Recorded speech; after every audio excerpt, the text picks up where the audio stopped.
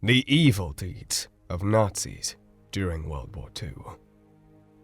Donning khaki slacks and bright polo shirts while marching and chanting racist and anti-Semitic slurs, Nazis may have not looked like the bad guys at first, but it's disheartening to feel compelled to explain why. Even after more than 75 years of their defeat, Nazis remain a threat that embodies evil. Where the word evil conjures up images of malice and sadism, of monsters who enjoyed inflicting suffering and death on others. Hello, friends. Well, if you often have fantasized on the past and really want to know about the history of ancient civilizations, then you're at the right place. Welcome to Unthinkable Past, a channel better known for dishing up the outlandish ancient traditions of all times.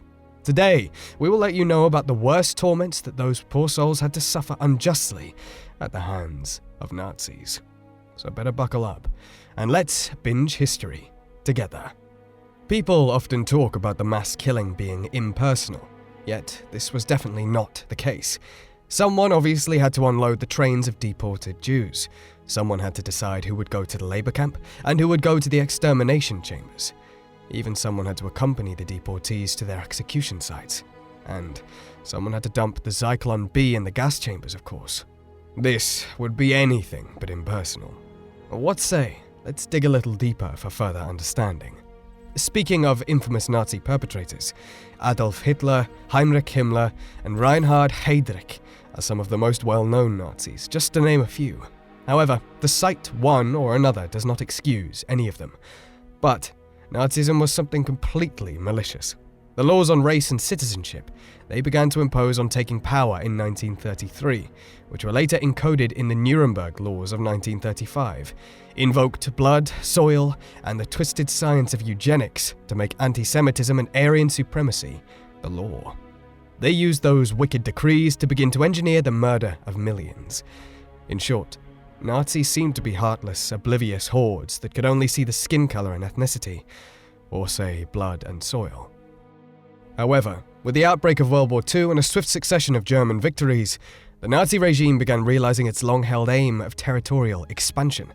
Under the conditions of war and military occupation, they could pursue their racial goals with much more radical accuracy. You must have heard of the term Holocaust at some point in your life. Most studies dealing with the psychology of evil have identified idealism, threatened egotism, and instrumental pursuit of selfish gain and sadism as four deeply penetrated roots of the Holocaust. One of the most shocking and disgraceful events of the 20th century. The Nazis and their collaborators, including the SS and German army, plus police units, played an active part in this fairly unauthorized mass murder. According to wide estimates, this genocide led to more than 11 million civilian deaths, including 6 million Jews.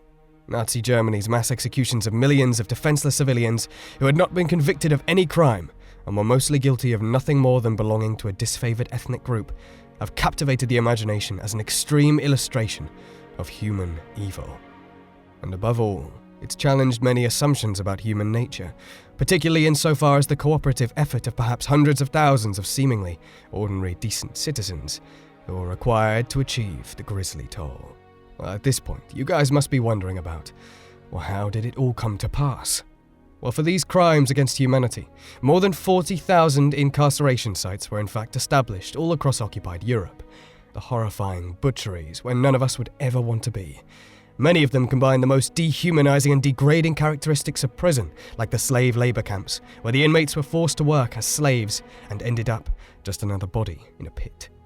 In some, Nazi doctors carried out depraved experiments, while others were primarily transit camps, places to hold the undesirables until they were sent to other camps.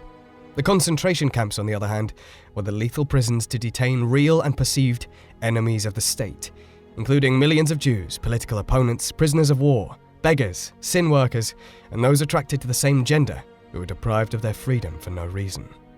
And finally, there were death camps, for the sole purpose of killing Jews and other undesirables, in what became known as the Holocaust. For instance, Birkenau, the biggest of the Auschwitz facilities, could hold some 90,000 prisoners. It also housed a group of bathhouses, where countless people were gassed to death, and crematory ovens where bodies were burned. The majority of Auschwitz victims died at Birkenau. And for those who initially escaped the gas chambers, an undetermined number died from overwork, disease, insufficient nutrition, or the daily struggle for survival in brutal living conditions. Arbitrary executions, torture, and retribution happened daily in front of other prisoners. Did you know? In October 1944, a group of Auschwitz Sonderkommando, young Jewish males responsible for removing corpses from crematoriums and gas chambers, staged a revolt. They assaulted their guards using tools and makeshift explosives and demolished a crematorium. But all were apprehended and killed. Now, let's talk about Nazi human experimentation. Well, thousands of horrific human experiments were conducted on the undesired occupants of the Nazi concentration camps by so-called physicians and medical researchers. The chief perpetrator of this barbaric research was Josef Mengele, a German physician who became known as the Angel of Death, performed a range of experiments on detainees. For example, he injected a serum into the eyeballs of a dozen children, inflicting great pain to study eye color. He also injected chloroform into the twins' hearts to see if both siblings died at the same time and in the same way. I know you're getting chills, but this doesn't stop here.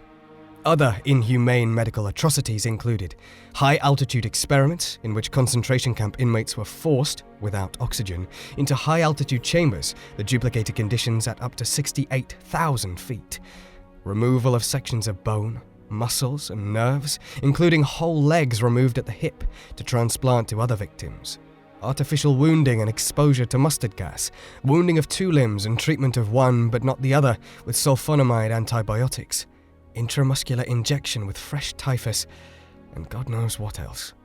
Most of the subjects died as a result of these experiments, while many others were deliberately killed after the tests were completed to study the effects, save for post-mortem. Those who survived were often left mutilated, with a permanent disability, weakened bodies, and mental distress for life.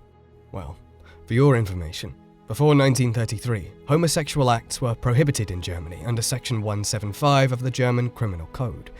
However, the prohibition was not consistently implemented, and there was a thriving gay culture in German cities. The first homosexual movement's infrastructure of clubs, organizations, and publications was dismantled after the Nazi takeover in 1933. Following the Rome crackdown in 1934, the Nazi state police made prosecuting gays a top priority.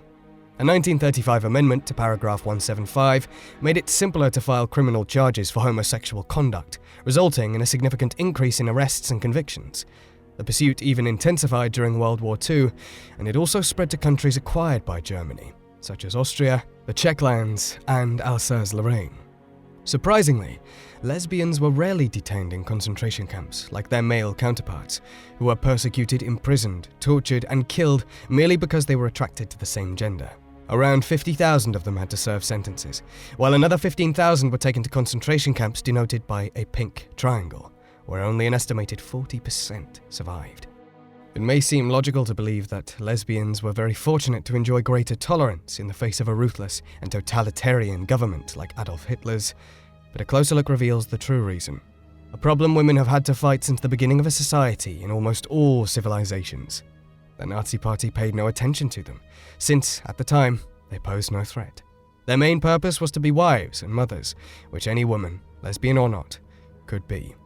Nazi Germany gave them only one value: to procreate as many Aryan offspring as possible, coming to the atrocious hunger plan that literally led to cannibalism. It was, actually, a partially implemented strategy developed by Nazi bureaucrats during World War II to seize food from the Soviet Union. The plan entailed the genocide by starvation of millions of Soviet citizens following Operation Barbarossa, the 1941 invasion of the Soviet Union. For instance, the Nazi siege of Leningrad. This 900-day blockade was in fact one of history's greatest and most gruesome tragedies, where the Nazi armies encircled Leningrad for nearly 3 years. Though the Germans bombed it almost every day, their chief weapon was hunger this time. To your surprise, German scientists carefully calculated rates of starvation and predicted that Leningrad would eat itself within weeks. And bloodthirsty gangs confirmed it later, roving the streets of wartime Leningrad, killing for human meat after having consumed literally every possible source of sustenance. 1 million or more died, mostly civilians felled by hunger and cold. That is 10 times the number of deaths inflicted by the Hiroshima bombing, and about equal to all American casualties in all US wars combined. However, the world barely escaped the clutches of the Nazis some 75 years ago. The men and women who won that battle and brought us freedom, as much as those who served Washington, Lincoln, and Harriet Tubman. It dishonors those who struggled against Nazis to forget the evil they were brave enough to confront and defeat. Well, there you have it. We hope you liked this video. If you did, hit the like button and subscribe to this channel without any delay. Make sure you turn on the post notifications and let us know in the comments section about your views on the atrocities committed by these unjust judges and executioners. Thanks for watching Unthinkable Past. Until the next time we meet, continue learning and stay healthy. Goodbye.